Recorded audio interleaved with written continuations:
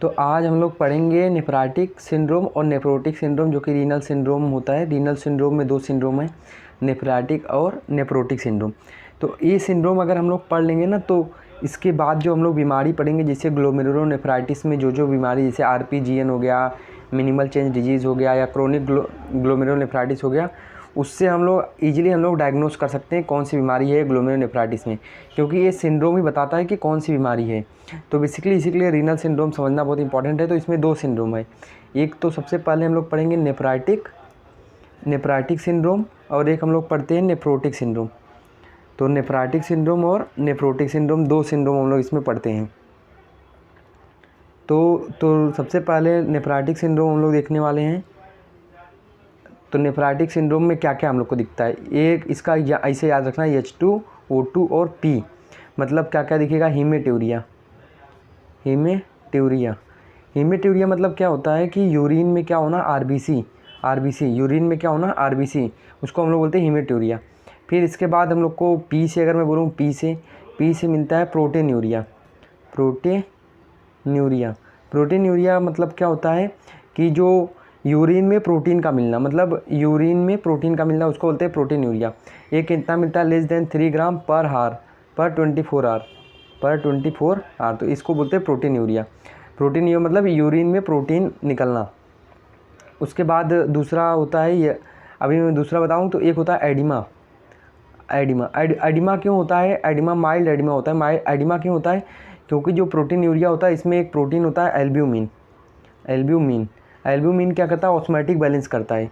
तो इसमें क्या होता है, एडिमा क्यों हो जाती है, ऑस्मोटिक बैलेंस जो है गड़बड़ हो जाता है, इसी के लिए एडिमा हो जाती है। तो ये हो गया। अब उसके बाद इसमें दिखने को मिलता है एक अपना हाइपरटेंशन। अब हाइपरटेंशन होगा क्योंकि जो यहाँ पे एडिमा मिल रहा है, मतलब जो ब्लड है उसमें ज़्यादा पानी जा रहा है, तो उसकी वजह से क्या होगा, हाइपरटेंशन मिलेगा अपने को। और एक अपना लास्ट क्या बचा, ओलिगोयूरिया का मतलब क्या होता है कि यूरिन कम बना, 300 से 500 ml बनना यूरिन पर 24 आवर में, इतना लेस देन 300 to 500 ml इतना यूरिन बनना, मतलब कम यूरिन बनना। एक होता है अयूरिया, मतलब उसमें तो 50 ml, उसमें तो बहुत ज़्यादा कम मिलता है। ओलिगोयूरिया मतलब लेस यूरिन बनना, कितना, लेस देन 300 to 500। तो ये होता है अपना, ये हो गया अपना क्या, नेफ्राटिक सिंड्रोम। दूसरा होता है, अभी हम लोग देखेंगे नेफ्रोटिक सिंड्रोम। तो नेफ्रोटिक सिंड्रोम देखेंगे। तो नेफ्रोटिक सिंड्रोम बेसिकली इसमें क्या क्या हम लोग को दिखना है, तो सबसे पहले इसमें हम लोग को क्या क्या देखने को मिलता है, सबसे पहले इसमें हम लोग को देखना है प्रोटीन्यूरिया देखने को मिलता है, वो भी ज़्यादा, ग्रेटर देन, इसमें क्या था, इसमें लेस देन 3 ग्राम था, इसमें ग्रेटर देन 3 ग्राम पर हार, इसमें ज़्यादा प्रोटीन लॉस होता है। अब कौन कौन सा प्रोटीन लॉस हो सकता है, जैसे एल्ब्यूमिन हो गया, ग्लोब्यूलिन हो गया, ये सब प्रोटीन लॉस होते हैं। तो अब एल्ब्यूमिन लॉस होगा तो ऑस्मोटिक बैलेंस बिगड़ेगा, इसीलिए इसमें क्या होता है, एडिमा इसमें होता है, और यहाँ पे एडिमा ज़्यादा होता है, इसमें इसके बाद देखता है, इसमें देखने हाइपरलिपिडीमिया देखने को मिलता है। हाइपरलिपिडीमिया मतलब जो एलडीएल होता है, एलडीएल इंक्रीज हो जाता है पर एचडीएल डिक्रीज हो जाता है। अब यहाँ पे बोलोगे एचडीएल डिक्रीज हो जाता है फिर भी हाइपरलिपिडीमिया है। हाइपरलिपिडीमिया मतलब एचडीएल, अब देखो सबसे पहले बताता हूँ, जो लीवर होता है, वो लीवर क्या करता है, अब एल्ब्यूमिन लॉस हो रहा है तो लीवर ही एल्ब्यूमिन बनाता है, तो इसको कंपनसेट करने के लिए लीवर ज़्यादा एल्ब्यूमिन बनाने का ट्राई करता है। इसकी वजह से क्या होता है, लिपिड भी सिंथेसाइज होता है, क्योंकि लीवर लिपिड भी सिंथेसाइज करता है। तो लीवर जब काम करेगा तो ए भी बनाएगा और ए भी बनेगा, तो इसकी से एलडीएल भी ज़्यादा बनता है, एचडीएल भी बनता है, पर एचडीएल का साइज़ छोटे होने की वजह से क्या होता है, यूरिन के थ्रू लॉस हो जाता है, इसलिए एचडीएल कम हो जाता है। तो ये जो होता है बैड कोलेस्ट्रॉल है, ये गुड कोलेस्ट्रॉल है, तो यहाँ पे बैड कोलेस्ट्रॉल ज़्यादा बढ़ जाता है, हाइपरलिपिडीमिया।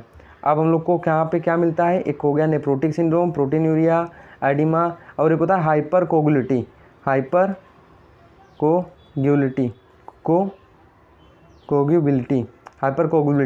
इसका मतलब क्या होता है कि जो क्लोटिंग फैक्टर है, यहाँ पे कोगुलेशन ज़्यादा होता है ब्लड वेसल में। क्यों होता है क्यों मैं बता रहा हूँ, जो लीवर होता है वो क्लोटिंग फैक्टर भी बनाता है, तो लीवर ये बनाने की ट्राई में ये भी ज़्यादा बनाने लगता है, क्योंकि लीवर काम ही कर रहा है, तो ज़्यादा क्लोटिंग फैक्टर बनेगा तो कोगुलेशन क्या होगा, ज़्यादा होगा।